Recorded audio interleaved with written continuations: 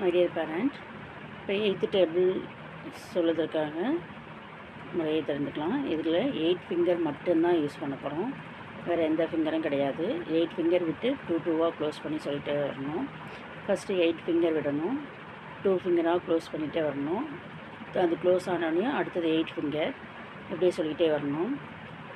பிடிச்சிருந்தால் லைக் பண்ணுங்கள், ஷேர் பண்ணுங்கள், சப்ஸ்கிரைப் பண்ணுங்கள். ஓகேங்களா? இப்போ ஃபஸ்ட்டு 8 ஃபிங்கர் விடணும். 1 8s are 8, 2 8s are 16, 3 8s are 24, 4 8s are 32, 5 8s are 40. இதில் இந்த 2 4 6 8 0 அதுதான் யூஸ் பண்ணி இதை சொல்கிறோம். ஓகேங்களா?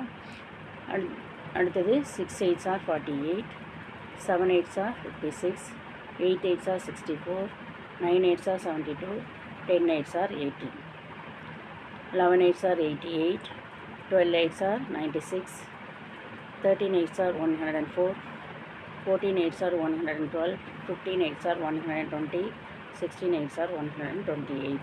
இப்படியே 8 ஃபிங்கர் விட்டு சொல்லிக்கிட்டே போகலாம்.